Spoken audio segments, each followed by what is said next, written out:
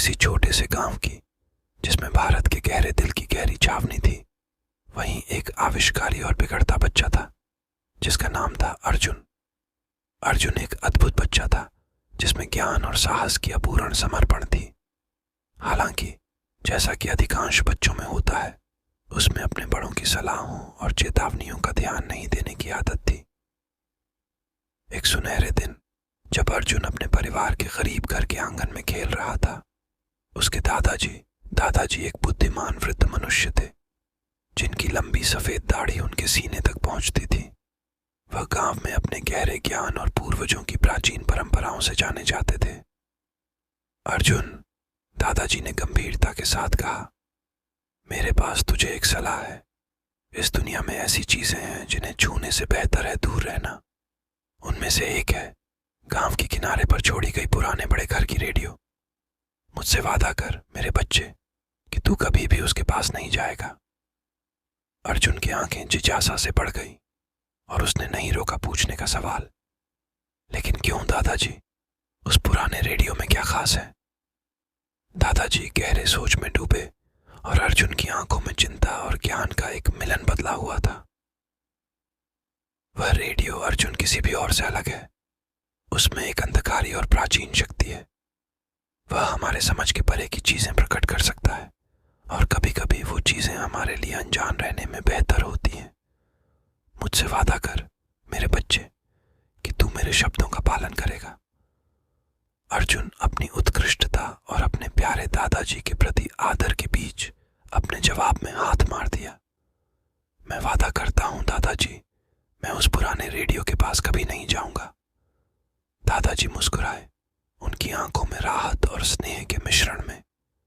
अच्छा बच्चा अर्जुन, याद रख, हमारे पूर्वजों ने उस रेडियो को बंद करने के लिए अपने कारण हथियार किए थे।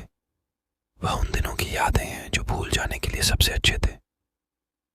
दिन रात को बदलने लगे और अर्जुन ने अपना वादा निभाया। वह उस पुराने छोड़े गए घर में जाने की छवि से बचे और अपने अध्ययन और कामों पर ध्यान केंद्रित किया। हालांकि समय के साथ जिन्नती रेडियो के आकर्षण से उसका हृदय पिघलने लगा। रात के डरावने छाये में जब गांव अंधकार से ढका हुआ था, अर्जुन को वो रेडियो में छिपे रहस्यों के बारे में जानने की तमन्ना सताती रही। एक दिन पिरकी की दुकान पर गोली चलाने के बाद अर्जुन रात के आधे समय के आसपास अपने कमरे से बाहर निकला। उसका मन फिर से वो पुराना रेडियो खोलने का इरादा बना। वायु तंग सी थी और जैसे ही वह पुराने और छिपे हुए कमरे में पहुंचा, वहीं एक टुकड़ा विशाल धूल से ढका हुआ पुराने रेडियो को बैठा पाया। वह बादशाही लकड़ी की टेबल पर बैठा था और दशवत से भरपूर था। ऐसा लग रहा था कि वह दशकों से स्पर्शित था। अर्जुन ने थोड़ी देर के लिए हिचकिचाई। एक दिन पिरकी की दुकान पर गोली चलाने के बाद अर्जुन रात के आधे समय के आसपास अपने कमरे से बाहर निकला। उसका मन फिर से वो पुराना रेडियो खोलने का इरादा बना। वायु तंग सी थी और जैसे ही वह पुराने और छिपे हुए कमरे में पहुंचा, वहीं एक टुकड़ा विशाल धूल से ढका हुआ पुराने रेडियो को बैठा पाया। वह बादशाही लकड़ी की टेबल पर बैठा था और दशवत से भरपूर था। ऐसा लग रहा था कि वह दशकों से स्पर्शित था। अर्जुन ने थोड़ी देर के लिए हिचकिचाई। उसके दिल की धड़कन तेज हो रही थी। फिर टिमटिमाती आवाज हुई रेडियो से, जैसे कोई पुराने ख्वाब में बोल रहा हो, सतर्क रहो छोटे, कफिन की पहियों वाली जिंदगी तुम्हारे पास आ रही है। अर्जुन की आंखें डर से भड़क गईं, लेकिन उसने इस चौंकाने वाले संकेत पर यकीन नहीं किया। वह तापस्यिक ब्रह्मा या बिना साबुन के बुढ़ापे के बालों के आदमी का जैसा हस्ताक्षर किए बिना हंसी में लिपट गया। इसे बस एक बिना तब्दील हो गया था। अगली सुबह जब अर्जुन उठा तो उसकी मानसिकता में एक तरह की बेचैनी थी। रेडियो की चेतावनी उसके दिमाग में जमा रही, लेकिन वह अपने डर को असमय से पीछे करने की कोशिश करता था। उसे इस तरह की अंधविश्वासों को अपना जीवन पर नियंत्रित नहीं करने देना था। कुछ हफ्ते बीते, अर्जुन का डर कम हो गया और गांव में जीवन वापस सामान्य हो गया। लेकिन वो रात की यादें उसे तबादला करती रहीं। वह उस रात की घड़ियाल कहानी को भूल नहीं सकता था जब उसने निषिद्ध रेडियो को सुनने का साहस किया और सुपर नेचुरल से मुलाकात की। फिर एक फितरती रात, जब अर्जुन अपने पिता की मदद करने के बाद घर की ओर लौट रहा था, उसने पीछे आवाज सुनी। वो तिटका धूल के सड़क पर गाड़ी की पहियों की किस्मत झटट रही है। वह मुड़ा और अपनी डरावनी नींद के सपने को देखकर घबरा गया। बिना रुके उसने दौड़ने का प्रयास किया, लेकिन पहियों की तलवारी उसका पीछा कर रही थी। यह जैसे बिना किसी परिश्रम के ग्लाइड कर रही थी, कभी भी अपनी पीछा छोड़कर नहीं आई। घबराहट ने अर्जुन को लपक लिया जब वह गांव की सीढ़ियों वाली गलियों के मोड़ों से दौड़ रहा था।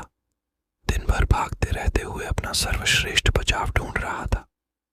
जब उसने अपने घर के आंगन में पहुंचा तो वह अपने दादाजी के बिना कुछ कहे ही बैठे हुए पाया। बिना किसी शब्द के दादाजी अपना हाथ बढ़ा दिया और अर्जुन ने उसका हाथ पकड़ लिया। अपने प्यारे बड़े बुजुर्ग की ज्ञान की खोज में और सुख में डूबे।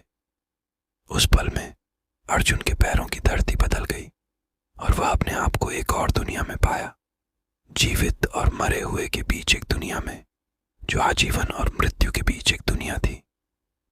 कफिन की पहियों वाली गाड़ी गायब हो गई थी और जो बचा था वो सिर्फ एक डरावनी चुप ही रह गया। दादाजी ने आखिरकार बोला। उनकी आवाज सदियों के बोझ को सहकर आई। अर्जुन, तुमने निषिद्ध को झलक दिया है और यह तुम्हारे मनोबल का परीक्षण किया है। याद रखो, जिज्ञासा और अव्वलपन के बीच की रेखा पतली होती है और परिणाम गंभीर हो सकते हैं। इस अनुभव से सीखो और हमारे पूर्वजों का ज्ञान अपने साथ लो। इन शब्दों के साथ उनके चारों ओर की दुनिया फिर से बदल गई और अर्जुन ने अपने घर के आंगन में अपने दादाजी के साथ खड़े होकर अपने प्रिय बड़े बुजुर्ग के विचारों में सुख और आराम पाया। उस पल में अर्जुन के दोनों पैर जमीन पर होने लगे और वह जान गया कि उसे दूसरा मौका प्राप्त हुआ था। उसे अपने दादाजी के लिए वादा करने का अवसर मिला था और अपने गांव की प्राचीन परंपराओं का सम्मान करने का अवसर मिला। इस दिन के बाद अर्जुन की जिज्ञासा बुद्धिमत्ता से हो गई और वह गांव की विरासत की रक्षा करने वाले बन गए।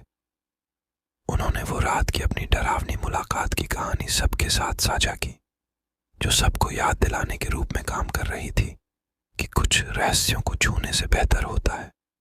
और ऐसे ही वो छोटे से गांव ने आगे बढ़ना जारी रखा, उसकी परंपराओं और कहानियों को बीते सालों से बच्चों को पास करते हुए। अर्जुन एक बुद्धिमान और मान्य व्यक्ति में बदल गए और उन्होंने उस दिन की सीख ली